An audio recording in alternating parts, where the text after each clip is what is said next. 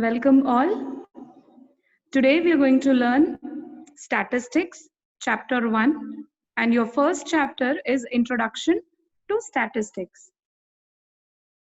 This is an outline as to what we would be covering in this first chapter. You will be learning about the meaning and definition of economics, what is ordinary business of life, what are economic problem and why economic problem arises, its components, factors of production, meaning and scope of statistics, and importance of statistics in economics. So first, let's understand the basic concepts which are related to economics and statistics. So, the firstly, what is or who is a consumer? A person who purchases the goods and services for personal use is known as a consumer. And producer is the person who manufactures the goods and services and sells them, distributes them in the market so a end consumer can make use of it, and it is the producer who helps to satisfy the needs of the people by producing the commodity. So seller is again a person who sells the goods and services for the profit purpose. Now what is saving? Saving is that part of income which is not consumed. Like let's say for example, if you're earning 10,000 per month and the total expenditure which is incurred by you during that month is 8,000. So 2,000 which is remaining with you is your saving. Next is investment. So let's understand what is investment. Investment which we do in order to produce goods and services, or any money which is invested to run the business so that a profit can be earned or income can be earned for the future purpose. So an investment is the purchase of goods that are not consumed today but to be used in future to create wealth. Now, when we talk about service holder, he is a person who is in job, whose job is to earn wages and salary. Like let's say, for example, when people work in an organization as an employee, they are getting something in return for the services which they have provided. Now, what they get in return is salary and wages. So those people are termed as service holders. Talking about service provider, a person who provides services for the payment. Like let's say they are not the one who are involved into manufacturing of goods and goods or commodity. They are the one who are providing services and they get paid for giving the service, like doctors, teachers, lawyers. They are not into production of any goods or commodities, but they are providing their services for which they are getting the payment, and those are called as a service provider. Now let's talk about what is economic activity. Any activity which is undertaken for monetary purpose. When we say monetary, it means money. So any activity which is undertaken in order to earn money or in order to get the money in return, then that activity is termed as economic activity.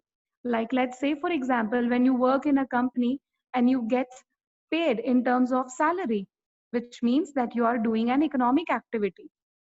Another example, like let's say I'm doing a charity or I'm helping an NGO in some or the other activity, but I'm not taking any payment in return, then that is non-economic activity.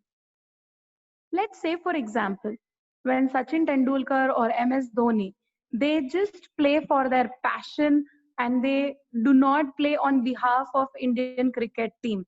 They are just playing for their passion and not getting paid for it. Then that activity is a non-economic activity because they are not getting anything in return. But when the same person work or play on behalf of the country or nation, then that is termed as an economic activity because they are getting something in return in terms of money or monetary form. So I hope now you're clear as with what is economic and what is non-economic activity. A housewife who's working at home or taking care of the family is again not paid for the work which she is doing for the family or work which she is doing at home. Then that activity of a housewife is considered as a non-economic activity, because for this activity she is not getting paid. Now, when we talk about the definition of economics, it is said that Adam Smith is the father of economics. And then, but his definition was very confined only to wealth, which means that in his definition, he said that economics is a study of wealth, which means that in an economy or in a country, we are just emphasizing more on wealth. But truly speaking, any economy is not just about wealth. So Alfred Marshall, he came up with his definition and he criticized the wealth definition, which was given by Adam Smith. And to his definition, he added one more concept, and that concept is of welfare. He said that economy is not all about earning wealth, but in an economy, welfare also exists. That is, we as a people, we not only earn money, but we also do welfare. And that welfare concept is not mentioned in the wealth definition. So he came up with a welfare definition. That is Alfred Marshall. In his definition, he had talked about wealth and welfare also. He said that along with the wealth, welfare is also important, and welfare cannot be done without wealth. So in this definition also, there were certain loopholes, and Alfred Marshall's definition was criticized by many other economists, like one of them was Lionel Robbins. And he came up with the scarcity definition. So he said in an economy, it's just not wealth and welfare. There are also problem of scarcity, because human wants are unlimited in nature. If one want of human is satisfied, then another wants crops up. So human wants are recurring in nature, and if one want is satisfied, immediately another want crops up. So according to Lionel Robbins, he said that economy is also a study of human behavior, and it's a human science, because we are studying about the human needs, about the human problems, about how they react. So when we talk about the definition of economics by Alfred Marshall, he says that economics is a study of mankind in ordinary business of life. Now, what does this ordinary business of life means?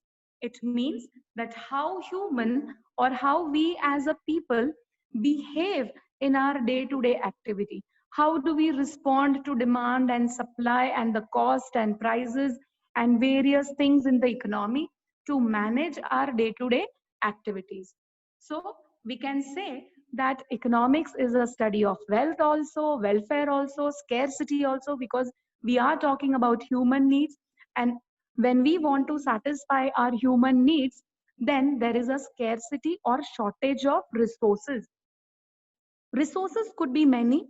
It could be land, labor, capital, or an entrepreneur, or money, or anything. So he said that there is a scarcity of resources. There are problems, there are shortages of resources. Now, when there is a shortage of resources, there is again, the resources have alternative uses. Like, let's say, for example, if we take up any one resource, let's say money. Money has various alternative uses, and we as in people will try to put in the best use of money. If, let's say, for example, if there is a shortage of money and I have 10 activities to do during the month, I will make the best utilization of money. That is, out of all the alternatives which are available to me, I'll choose the best option. I'll make the best choice where I can spend that money, which means that I'm going to spend money only on the important activities, because there is already shortage of resources. So to sum up, we can say that economics is a study of how people and society choose to employ scarce productive resources. That is, when there is a scarcity of resources, how am I going to use? How am I going to make the maximum utilization of resources? Like, let's say, for example, that I have only 10,000 rupees to be spent during the month. Now I have to divide that 10,000 among all my expenditure in such a way that there is maximum utilization of money, and I will put in the use of money only for the important matters or activities. So I'll spend my money only on the important things which are required for the survival. So that is why it is said that economics is a study of how people and society choose to employ all those resources which are in scarcity and which have alternative uses. I already told you that money has alternative use. Now you have to choose that where you want to use your money. Like, let's say, for example, I have only 5,000 rupees left in my hand during the month end. Now I have to decide whether I should be paying the school fees of my children, or should I use that money for picnic or for other entertainment purpose. Obviously I have alternative uses of money. There is a problem of choice in the sense, should I go in for paying the fees, or should I take the children for picnic? Now I'll use my resources, that is money, only for the important purpose, and that is paying the school fees.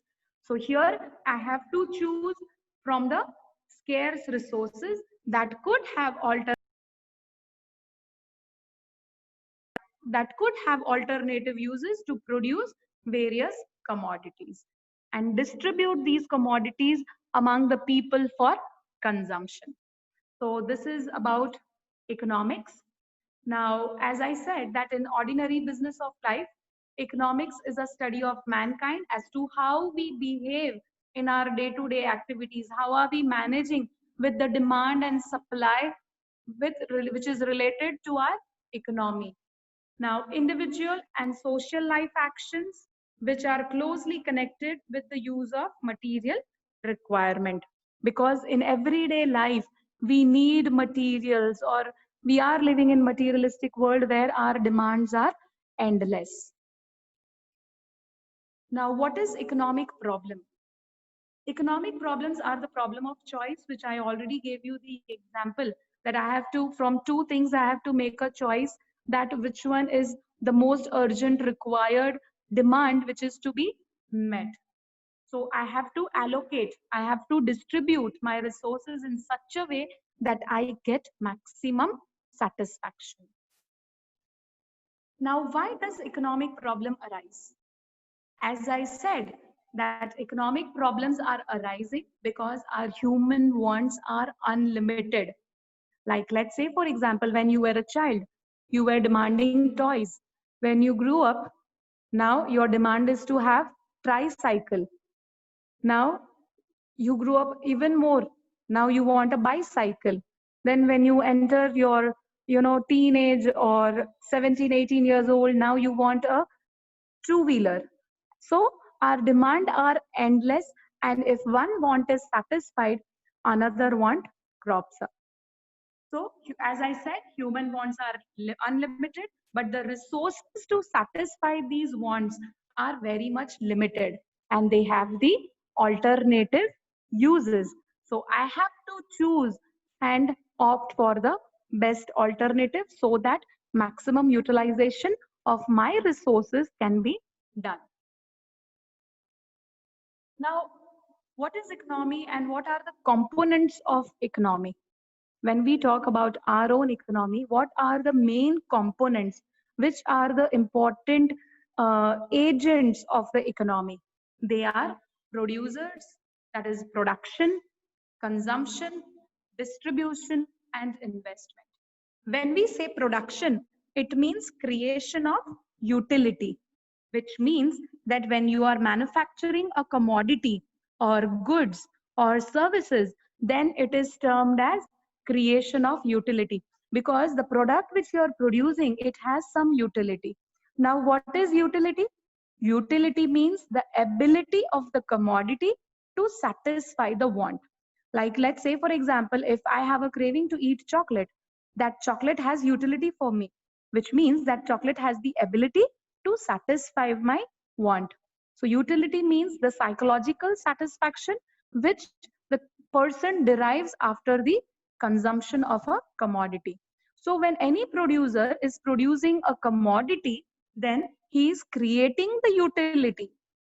That is, there is a creation of utility in that product. And when we say consumption, consumption means destruction of utility, because I'm consuming that commodity and that utility is no more existing. So consumption means it is defined as usage of goods and services, and it is the process by which a good or service is completely used. Now, what is investment? Investment is the third component. It is a part of production which is committed for the future income, which means that whenever you're investing into the business, it's not only for the present, but for the future, so that you can generate income in the coming future. The fourth component is distribution. Now, distribution is a part of production which explains how national income is distributed among various factors of production. So first you need to understand what is factor of production.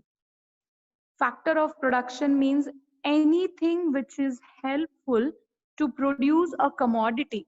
Like, let's say, for example, to produce a pen, I need plastic, I need refill, I need ink, I need land, that is the place to manufacture that commodity. I need labor, I need machines, I need electricity, I need raw materials, I need the technology. So all these are termed as factor of production. So anything which helps you to produce a commodity are factor of production.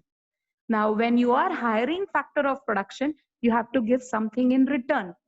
Like, let's say, for example, if I'm hiring labor for producing a pen, I have to give them salary and wages in return. If I'm hiring a land on the rental basis, I have to pay rent. If I'm taking loan from the bank to run my business, to invest into the business, I have to pay interest to the bank. If I'm myself an entrepreneur, what I'm getting in return is profit.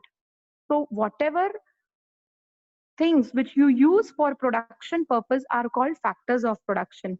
And the return which you give for hiring this factor of production are called return to factor of production. That is, for land you're giving rent, for labor you're giving wages and salaries, for capital you're giving investment and interest, and for entrepreneur you're earning profit. So these are termed as return to factor of production. And this is how national income is distributed in the form of return to factor of production. Now let's understand, as I just told you, that what are the factors of production. Even though the factors of productions are many, but these four, as I explained you just now, that is land, labor, capital, and entrepreneur, are the major factor of production. Because you need a land to produce a commodity. It is a place where the owner of the business needs the place or a location or a land to produce that commodity. He also needs labor. He needs to hire them so the production can be taken place. He needs to invest capital into business. And lastly, a person to control, manage, and organize all these factors of production. And that is entrepreneur. Now, let's understand what is meaning of statistics. Statistic is the quantitative information of facts and findings. Whatever we have learned till now, it was the basic concept which was related to economics. Now let's understand that how statistics is helpful in economics. So before that, let's understand what statistics means. In singular sense, statistics may be defined as the collection, organization, presentation, analysis, and interpretation of data. Like if I say that what is the class strength of section A, and we say 50, that is explained in terms of quantity. So statistical information helps you to collect the data, organize them so that all these data which are collected and organized, they can be presented well. And when you present the data, before presenting the data, we do the analysis and evaluation and interpretation of this data. Like, let's say, for example, that if we do a survey, that what is the total literacy ratio in state Gujarat? Now we need to collect the information of all the population which are living in Gujarat. We need to collect this data. Then we have to organize this data in terms of gender or divide them according to the age. So this way we are going to organize the data on many terms. Then we are going to analyze these data and then interpret and then present the data. So this is the meaning of statistics, that we present the facts and information in quantitative terms. Now, what is the scope of statistics in economics? Now, the first scope is in planning. When we do planning, we all know that planning is required in every organization at every stage, be it the first stage of production or the last stage of production, or be it that your products are finally ready for consumption. Even in that, you need planning to distribute that and to see to it that your final product reaches the consumer. So at every stage of production or in economy, planning is required. So planning is the combination of vision, that is, you decide that what is the vision, what are the goals or objectives that you want to achieve. You have to plan the strategy as to how you're going to achieve. You have to frame the policy, rules and norms.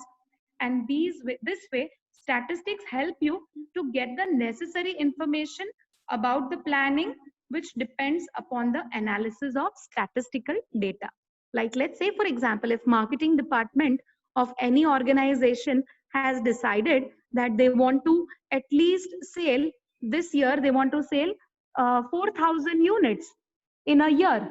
Now they need a statistical data or division of data as to which are the areas they want to cover, which are the areas or states or cities where they want to sell their product, so that the sales turnover is more.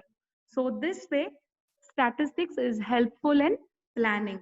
It is also helpful in economics. Now, statistical analysis are used in solving different economic problems. Like, let's say, for example, the consumption, production, distribution. Every producer needs to find out about the market information so that they can decide that how much product is to be produced this year.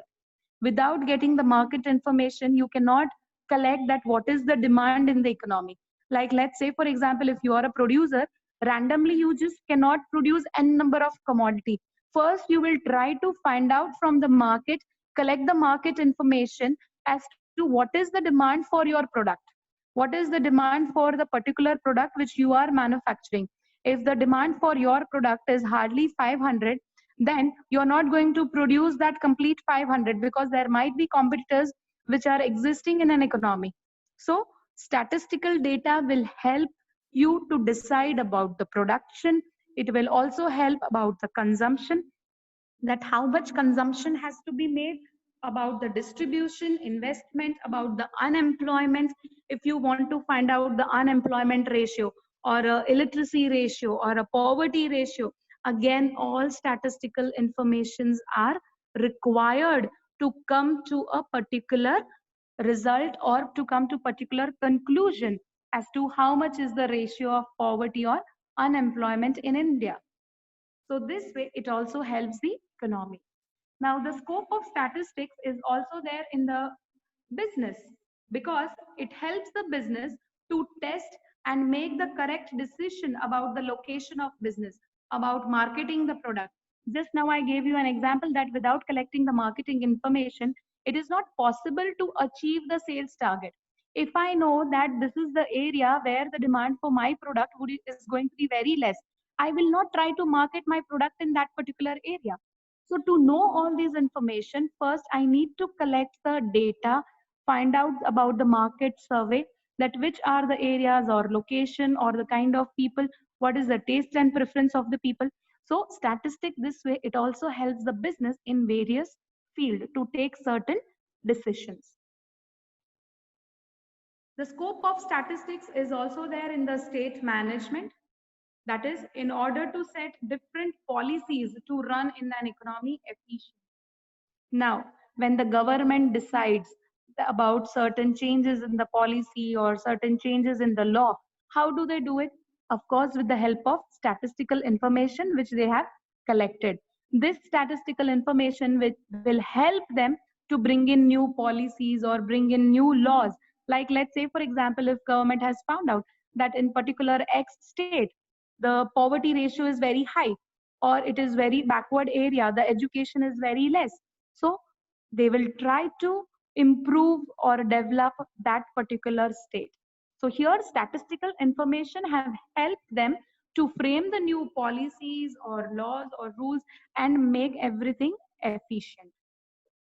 Now statistic, it also has a scope in research activities, because these are the techniques which are used for collecting the information during research and also for analysis. When we do any kind of research, like let's say for example that you have been asked to do a project and a research to find out, take a sample of 1,000 people and find out that how many of them are using a particular brand of toothpaste. Let's say how many of them are using XYZ toothpaste. Now, when you do the survey, when you do the research, after collecting all the data, you'll have to analyze them, evaluate them, divide the data, and present the data in graphical form or in tabular form or in the form of pie chart. So again, statistics is useful for making research. It is also helpful in administration because it is widely used to formulate and forecast different plans and policies of the state administration, which I have just explained you. Now, why statistics is important?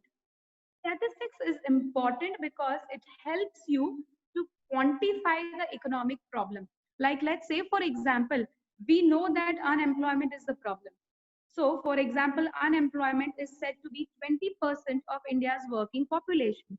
Now that you know that 20% problem is existing in India with regard to unemployment, now it would be easier for you to take the decision. So it helps you to quantify the economic problem. Secondly, intersectoral comparison. Whenever you want to compare, for example, looking after the impact of unemployment in different sectors, such as rural and urban, that you can compare the unemployment ratio in urban with the rural. So it also helps you in comparison. Statistics is also important because it helps you to give cause and effect relationship.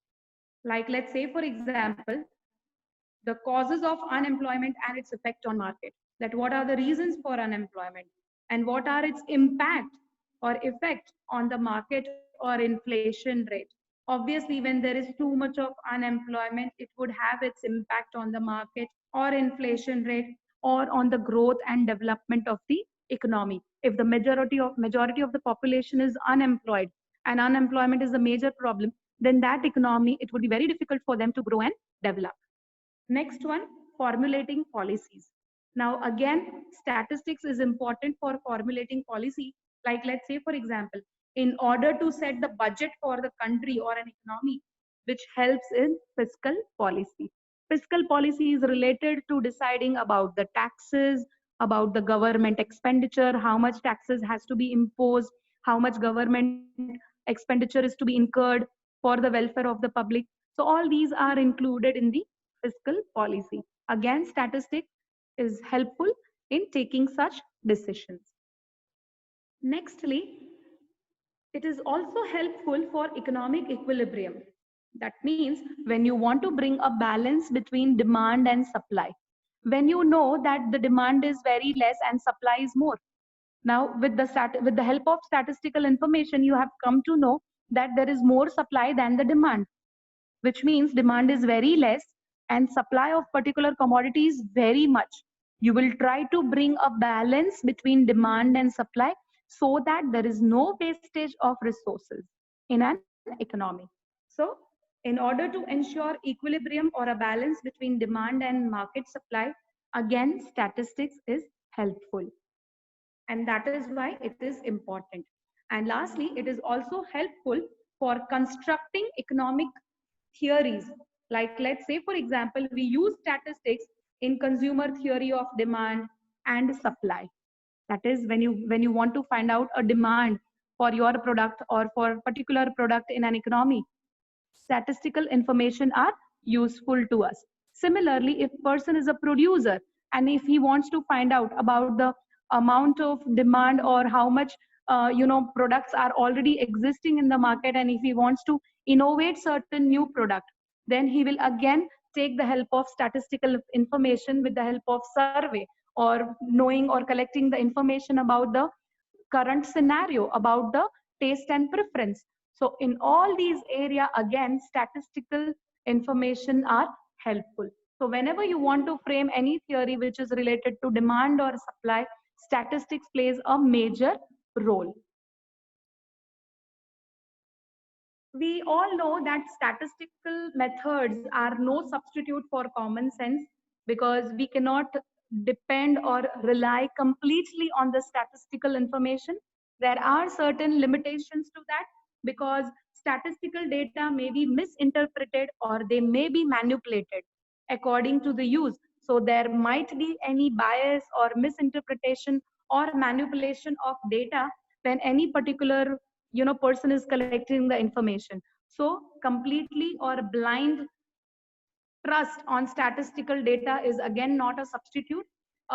People have to use their certain common sense, because statistical data may be manipulated, and sometimes these data may fail to reveal the errors which have been committed. So these are the limitations of statistics.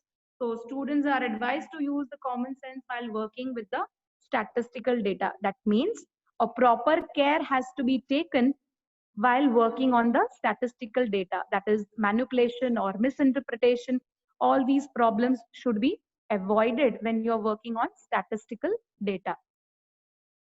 Thank you very much. I hope you found this information useful. Thank you.